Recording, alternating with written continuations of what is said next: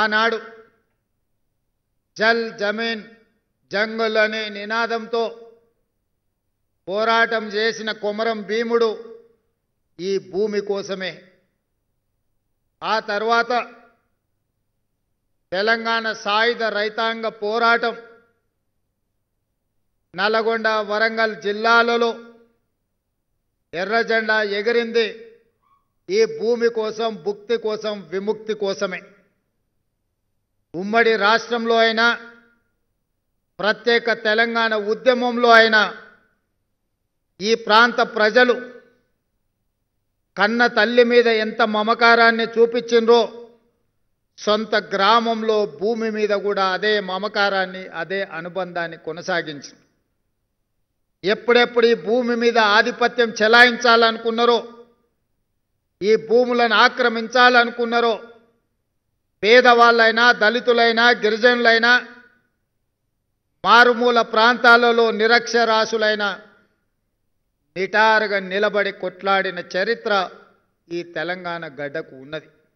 దానికి ఉదాహరణనే ఇస్నూరి దొరలు చెరబట్టాలనుకున్న ఎకరమో 2 ఎకరాల భూమినో ఒక సామాన్యమైన ఆడపడుచు చాకలి ఐలమ్మ భూమిని దొరలు ఆక్రమించాలనుకుంటే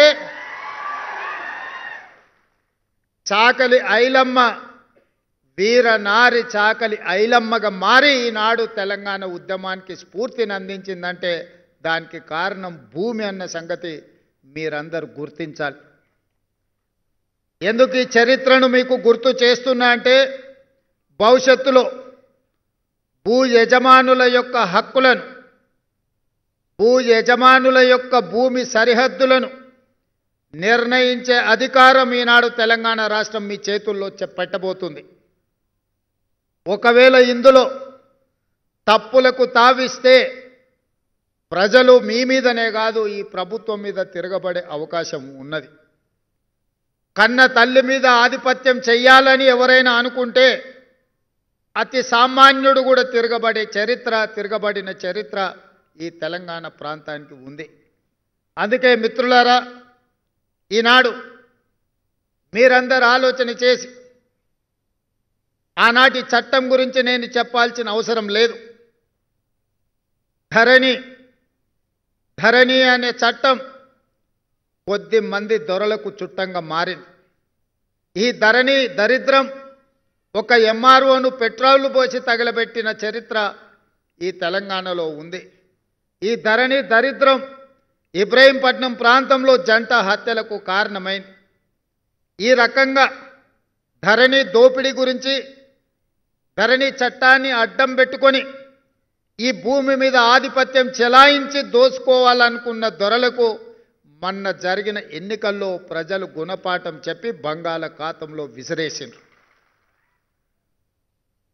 ఎన్నో కారణాలు ఉండొచ్చు మా గెలుపుకు, కానీ వాళ్ళ ఓటమికి ప్రధానమైన కారణం ఈ ధరణి అనే భూతాన్ని పెంచి పోషించి ఈ భూమి మీద ఆధిపత్యాన్ని సాధించాలని ఒక కుటుంబం, ఒక రాజకీయ పార్టీ అనుకోవడంతో వాళ్లకు గుణపాఠం చెప్పాలి, ఈ భూమికి విముక్తి కలిగించాలి అనే 4 కోట్ల తెలంగాణ ప్రజలు నిర్ణయించి ఈనాడు ఇందిరమ్మ రాజ్యాన్ని, ప్రజాపాలనను అధికారంలోకి తీసుకొచ్చారు.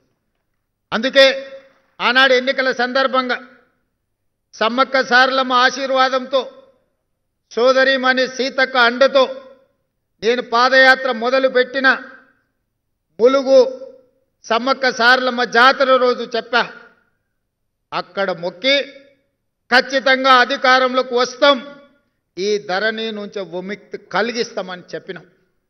అందుకే అధికారంలోకి వచ్చిన తర్వాత రెవెన్యూ శాఖ మంత్రిగా పొంగులేటి శ్రీనివాసరెడ్డి గారికి బాధ్యత అప్పచెప్పి ఈ ధరణి భూతాన్ని వదిలించడమే కాదు, పేద ప్రజలకు చుట్టంగా మారాల్సిన చట్టాన్ని భూభారతిని తీసుకురావడానికి అన్ని రకాల ప్రయత్నం చేసినాం. ఈనాడు భూభారతి ద్వారా లక్షలాది సమస్యలను సృష్టించి ఆ సమస్యలు పరిష్కారం కాక అధికారుల చుట్టూ తిరిగి అధికారులు కలవక కోర్టుల దగ్గర ఆత్మహత్యలు చేసుకునే పరిస్థితి తెలంగాణ పేద రైతాంగానికి వచ్చింది.